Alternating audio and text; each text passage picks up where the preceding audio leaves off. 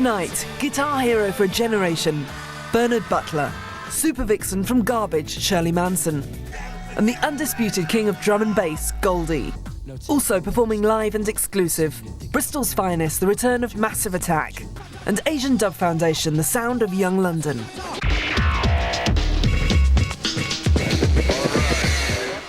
Hi, I'm Jo Whiley and welcome to a new series where each week myself and three mouthy individuals from the hot and sticky world of pop music hang out and try to make sense of it all. Here they are, my partners in crime for the evening. Bernard. Hiya. Hi, Shirley. Hey, Jo. And Goldie. Hi. Happy to be here too. So, do All Saints really know where it's at? Are America's dandy Warhols more than just a bad pun? When exactly was David Bowie at his best? Over the next 45 minutes, we'll be telling you exactly what we think. But first, here's a snapshot of what's happening right now on Planet Pop.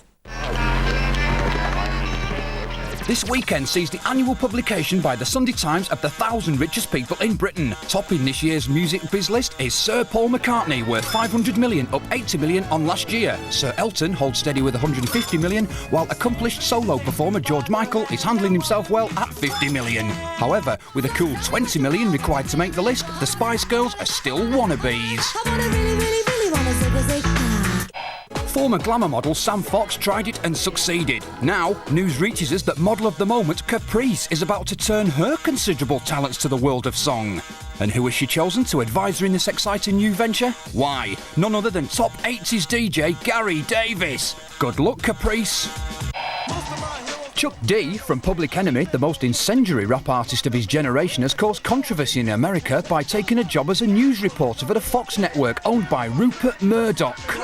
A lot of explanation has to really be given. Fight the power, Chuck. Meanwhile, his fearsome DJ sidekick, Terminator X, has given it all up to run an ostrich farm. Nice.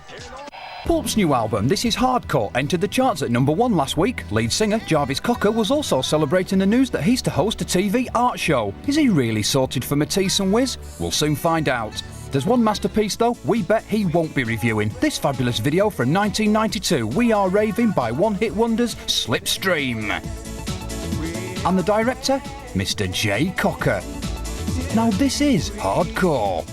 Finally, American rock god Jon Bon Jovi made his career in the 80s giving love a bad name. Now, news reaches us that he's giving the stars of the 90s a bad name, claiming they're boring and missing out on how wonderful, goofy and glamorous being a rock star used to be. Some mistakes surely, John. Our leading lights are oh so wonderful, so goofy and oh so glamorous. Not paying attention. The very essence of cool Britannia. So, Jon Bon Jovi, discuss first of all, I think. Bernard, is trashing hotel rooms and taking Bentleys for a swim the reason why you got into pop music in the first place? Of course it is, yeah, absolutely. What do you think of Jon Bon Jovi? He used to be really funny when he had all that hair and they were jumping around and doing that, and that was really funny, but now it's not funny anymore with heavy metal. It's all quite serious, and there's all kind of these kind of genres and sub-genres of heavy metal that kind of take themselves seriously. And it used to be really funny when you had Nelson and, you know, Whitesnake and all those, with the poodle hair and stuff. It was just so over the top. It was much better then, wasn't it? Yeah, I mean, there was that New Order video where they dressed up as a heavy metal band, yeah. And I just thought that's the best thing. I'd love to be in a heavy metal band for a day and get a poodle haircut and, you know, those things with the bullets on your arm and stuff, you know. Look, Shirley's virtually got one of those on. Look, where are you That's a furry one. That's a furry. See, that's the 90s for it. It's a furry mohair one. Shirley, was Jon Bon Jovi right about rock stars, you know, not behaving badly these days anymore? Well, I don't know. I'm way more into intellectual subversion than, you know, thrashing around your hotel room for what? For some poor cleaning lady to come in and clean up after you. I don't think that's particularly... Trash them all, mate. Trash every hotel room you can. I heard a myth that you were very well behaved, that you had really nice... You know, they all get paid to clean it up. I don't care, really. Well, you've obviously never worked in a hotel, have you? Well, I've never worked in a hotel, so I don't really, you know, I don't know. Some hotels deserve to get trashed because the service sucks. So have you done that? Have you trashed a room? I've been there when a hotel room's got trashed. It ain't my fault it got trashed, though, do you know what I mean? That top 1,000 rich list, has money ever been something that's made you want to get into music? Not really, no. It's a disadvantage, if you ask me. So, because I earn everything I need to earn in the first year. So, you know, I've got loads of guitars, you know, I've got a flat, I've got cats, you know, yeah. I don't, you know, my dad earned nothing in 30 years and I earn it all in a year, so how can I complain? But, you know... Is there not one guitar that you've always wanted to own and it would cost you?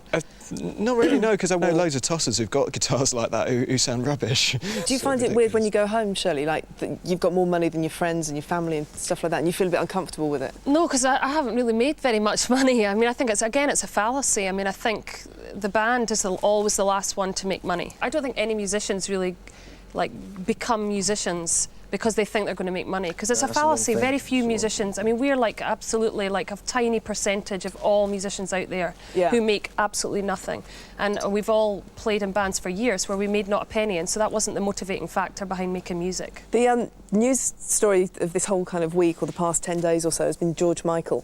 What are your thoughts about that, just out of interest? I know it's a minefield. I felt so sad for him. I mean, just so sad. Why though? Why? Well, I think to be set up by police in a toilet but you get so much money, you can do anything you want to do. When you've done everything, you just start going left, and I think he just went left. Yeah, I know. So why do you feel what sorry he did was wrong. I don't feel sorry for him at all. Why do you not feel sorry for him? Because I just think, you know what I mean. You got a big mansion. You can lock your doors away and not have any fucker in your house. Simple as well, you obviously know, that doesn't solve all the problems, and the yeah, point but being why is are you that going to go for a stroll in the park and have a wank, whatever? Stay at home and do it. You know what I mean?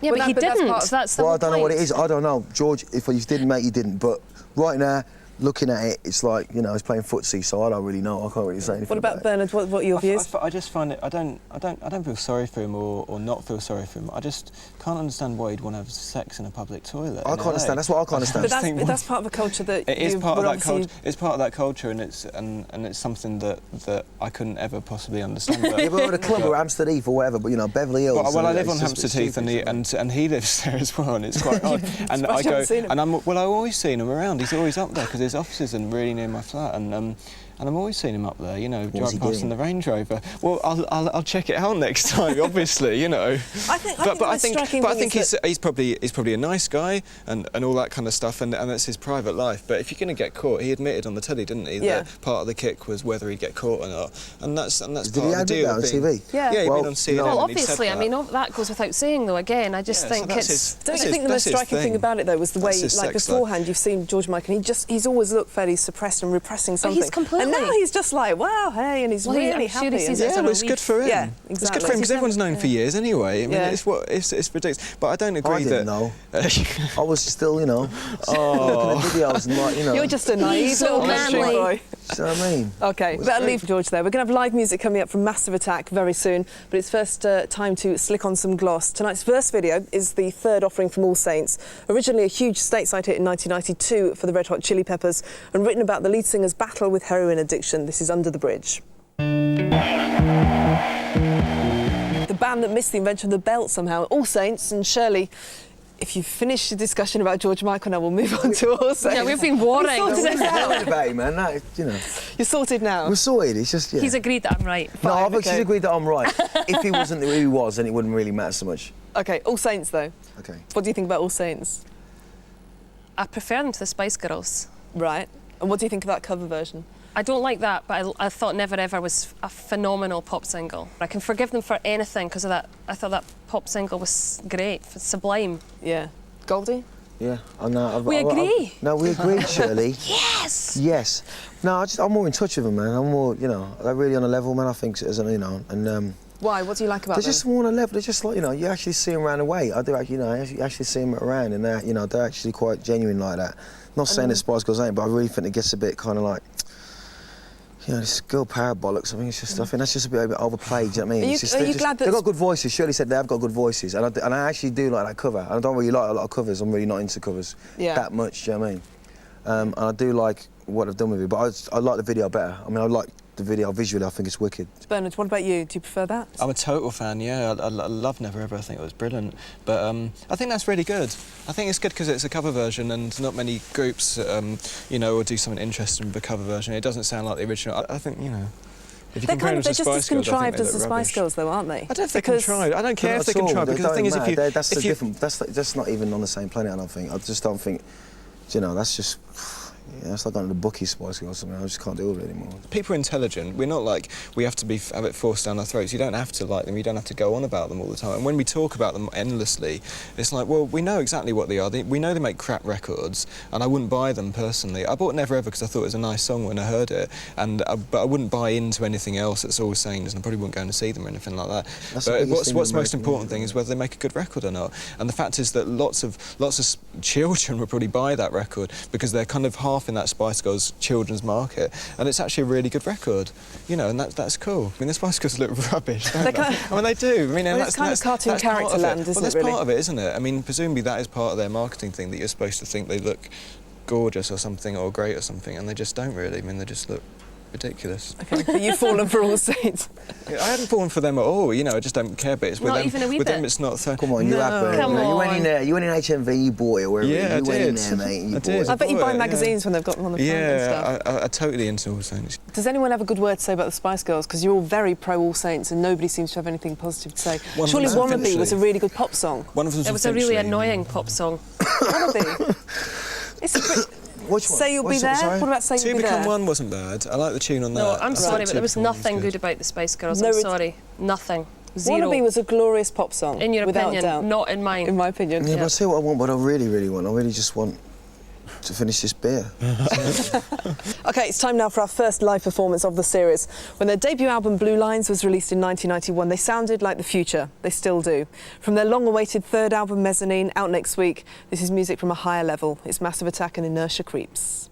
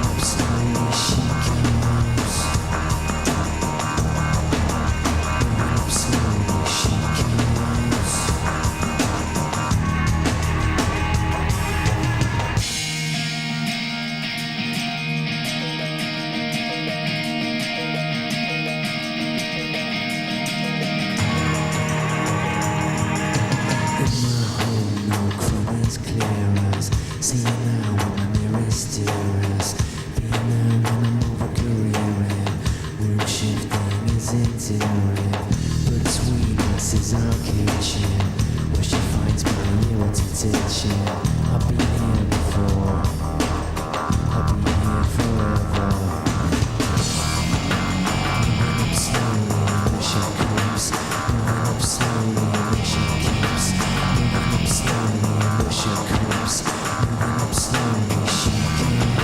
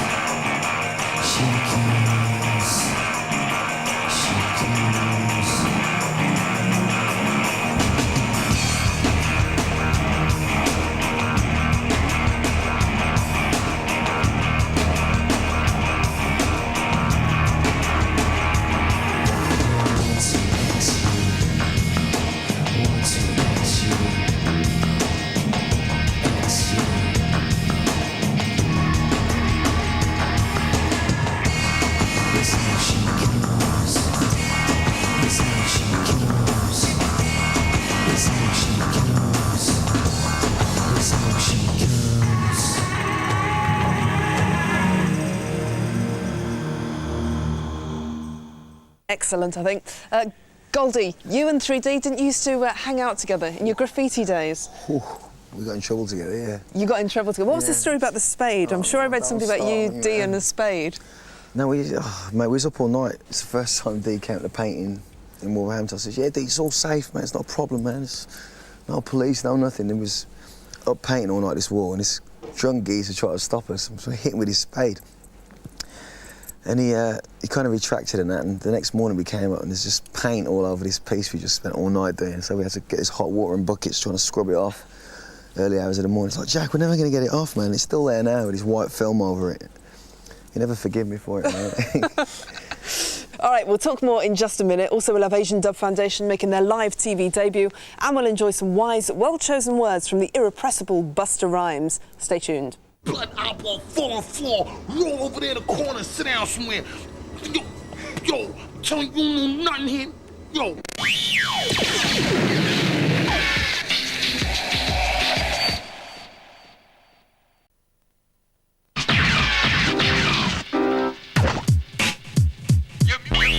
Hiya, welcome back to the show with me, Jo Whiley, and my guests, Bernard Butler. Hello. Shirley Manson and Goldie. Started for 2 points. Now, next week sees the release of The Best of David Bowie, covering the period 1974 to 79, from the classy white soul of Young Americans to the gender-confused decadence of Boys Keep Swinging. It's all in there.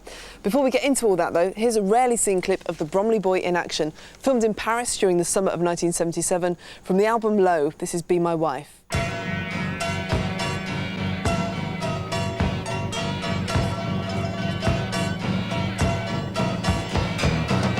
Sometimes you get so lonely.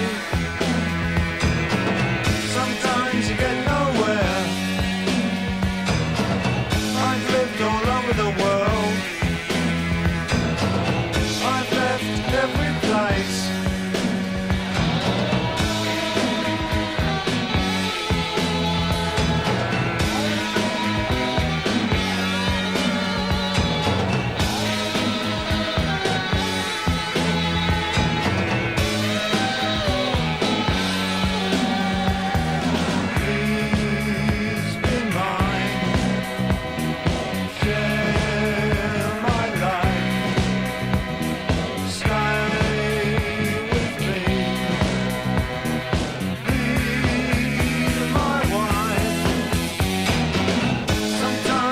So lonely.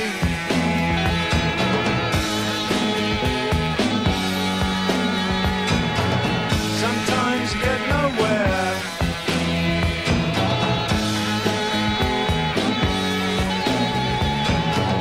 I've lived all over the world.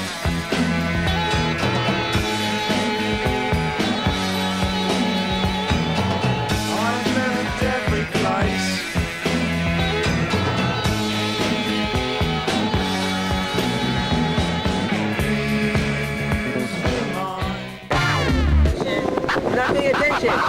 David Bowie looking remarkably like a young Doc Cotton. Now, Goldie, you've worked with Bowie extensively. Why did you do it in the first place? Because it might not have been the most credible career move at that time. Well, frankly, I don't give a fuck.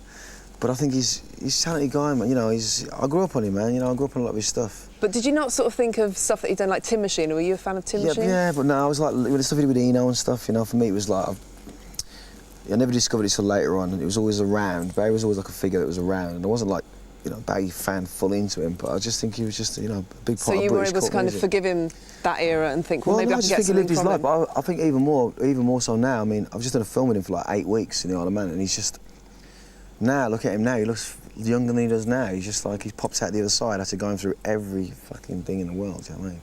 Yeah. He's been through it, and to me, it's just like, I've got total respect for that, do you know what I mean? What's it like when you're actually working with him? Can you tell him when he's wrong? Can you sort of say, no, this No, you let him do his doesn't thing, work? man, because he gets angry with himself, and no, I want to do it again, I'll try something again. He really pushes himself to get just accents and things. It's not even, Barry's weird, he's so weird in the way that he works, because he wants to get everything right in his own way, and he adds something else to it, which is what I want to get out of him, do you know what I mean? Yeah.